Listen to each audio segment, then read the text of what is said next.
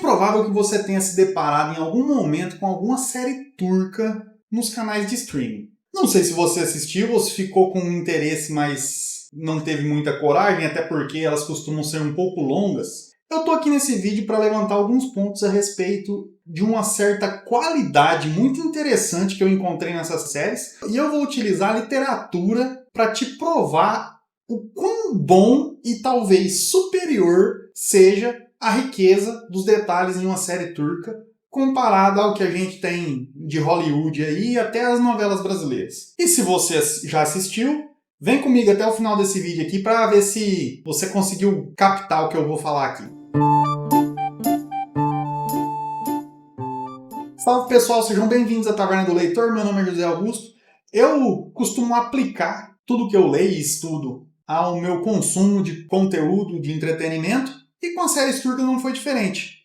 E eu me surpreendi com a qualidade que elas entregam, apesar da extensa duração de sua maioria, mas eu consegui achar coisas extremamente interessantes dentro delas. Bom, se você gosta desse tipo de conteúdo, sobre livro, filme, série, anime, desenho, se inscreve na taverna aqui, senta aqui, bora que eu tenho uma dose para falar a respeito de série turca aqui agora. Bom, a grande questão das séries turcas é, em sua maioria, como eu já disse, o fator do tempo. Elas costumam ser bastante longas. E assim, vale a pena?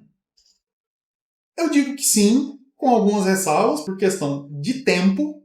Mas eu acredito que vale a pena e justamente é o tempo que é o que mais favorece esse tipo de série. E eu explico por quê. Aposto que você já ouviu a seguinte frase. O livro é melhor que o filme. Ou você já tenha dito. Por que o livro costuma ser melhor que o filme? Não é só porque ele é um material, às vezes, original, mas sim porque ele tem uma quantidade maior de detalhes, que faz com que ele possa descrever algumas características e sentimentos que sejam mais subjetivas. Então, assim, tem uma entrelinha ali no livro. Enquanto numa série, numa novela, num filme, você fica preso ao que está na tela. Simples assim. Preso ao que está na tela. E as séries turcas, elas foram bastante espertas nessa questão, que elas conseguiram utilizar o longo tempo para adicionar conteúdo nessa, digamos assim, encheção de linguiça. E no encher linguiça, eles conseguiram colocar essa riqueza de detalhes que você acha dentro dos livros. Só que em formato de diálogo, eles fizeram isso nas séries. Então, assim, contando a minha história muito basicamente aqui, o meu primeiro contato com uma série turca foi uma minissérie chamada A Criatura, que está na Netflix. É uma minissérie a respeito do Frankenstein, da Mary Shelley. E assim, é muito louco porque eu nunca fui fã do Frankenstein. Assisti várias adaptações a respeito antes de ler o livro. Então assim, eu nunca fui um monstro que eu fui muito fã. Principalmente eu tinha uma raiva dele por causa do filme do Van Helsing, mas isso não é o caso. E eu li o livro. E eu achei uma coisa fantástica o que tem no conteúdo do livro. Digamos assim, a essência do livro, que é a minha forma de analisar as coisas. Eu costumo achar uma essência. Essa série, A Criatura, foi o único conteúdo a respeito dos que eu já tinha assistido. Tem alguns filmes do Frankenstein que eu ainda não assisti. Foi o único conteúdo entre os que eu já tinha assistido que chegou muito perto de mostrar a essência do que tem no livro. E eu fiquei muito besta, porque assim, eu falei, cara, como assim um povo turco, lá no leste europeu, Oriente Médio, o pessoal conseguiu adaptar tão bem quanto um americano que, cara, o livro foi escrito no idioma inglês, e os caras não conseguiram fazer essa adaptação tão bem. E eu fiquei curioso, falei, cara, esse povo deve ter algum conteúdo para entregar, porque não tem cabimento eles conseguirem fazer isso. Lembrando que, até então, eu nunca tinha visto nada turco, nem lido um livro, nem visto um filme, nada. Só que eu fiquei muito surpreso com essa série. E a minha esposa, ela já estava assistindo série turca, e eu falei, bom, se ela assistiu uma minissérie e eu gostei, vamos pegar uma série aí para ver. Só que, assim, a duração me assustou um pouco. A série turca ela tem uma duração que passa um pouco despercebido. Se a gente for maratonar assim, é muitas horas. E por que eu estou usando o livro para explicar uma série turca? Aqui é que está o grande detalhe. Ela usa essa duração, que parece ser um problema extremamente sério, muito a seu favor. Ela cria diálogos extremamente simples. Ela conseguiu criar entrelinhas dentro de uma série em formato televisivo. Tudo bem, a gente já teve novelas no Brasil que tinham esse tipo de coisa, a gente já teve filmes, a gente tem bons filmes famosos americanos que tem esse tipo de coisa, que tem um pequeno diálogo, por exemplo, Em Busca da Felicidade. São filmes que um pequeno diálogo tem lá o seu valor. Então, assim, a série turca ela consegue estender e encher esses buracos da extensão dela total com diálogos e ações, olhares, reações. Os atores são muito bons que conseguem enriquecer a obra e trazer o que eu consigo enxergar às vezes num livro. Não com a mesma clareza de detalhes e subjetividade que tem num livro, só que a série turca ela consegue fazer esse preenchimento do espaço com um conteúdo. E eu acho isso muito interessante. E esse tipo de conteúdo, ele consegue tornar os personagens mais humanos, não fica aquela coisa tão artificial, principalmente como a gente vê nas novelas brasileiras atualmente. A gente tem uns vilão muito bonachão, umas vilã muito padrão Carminha, tipo, é só pelo dinheiro, é só pelo poder, é só pelo... Não, até os vilões das séries turcas têm uma certa humanidade, têm um certo valor. E por falar em valor, agora tem uma coisa que eu acho que agora confronta diretamente com o pessoal que gosta dos doramas, que é a questão dos valores. E aí, para quem assiste anime, que é o meu caso, eu prefiro muito mais uma série turca do que um dorama. Porque, assim, tem um pouco mais de impacto, é uma coisa, é um tipo de série um pouco mais assim... Eu vou falar aqui no português mesmo. Tem homem macho na série, sabe? Você não fica com aqueles papagaião bobão, que não sabe o que está fazendo. Não, é um povo de pulso firme, decisivo, tem palavra, tem valor, corre atrás. Então, assim, você vê transformações monumentais, você tem reviravoltas, assim, e tudo isso com, assim, um fundo de realidade que, inclusive, as novelas brasileiras pecam um pouco, que às vezes ele tem uns personagens, assim, ricos, só que sem a riqueza dele, ele não é nada.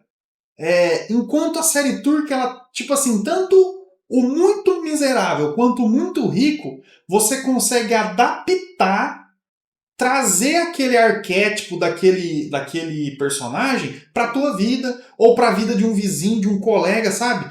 Ele fica muito no âmbito geral, não é intrínseco da situação financeira, intrínseco do local que mora, intrínseco da sociedade que vive. Não! Os personagens são meio que universais, você consegue tirar aquele arquétipo e aplicar aquilo. Então, assim, não tem piada quinta série, não tem diálogos quinta série. Por exemplo, tá passando na HBO lá, eu acho que Beleza Fatal. Cara, tem uma propaganda lá que a vilã, nem sei se é vilã aquela mulher lá, a mulher me solta, entre a aliança e a guerra, eu prefiro a guerra. Cara, tipo, mano, frase de efeito, tipo um trem Vin Diesel, assim.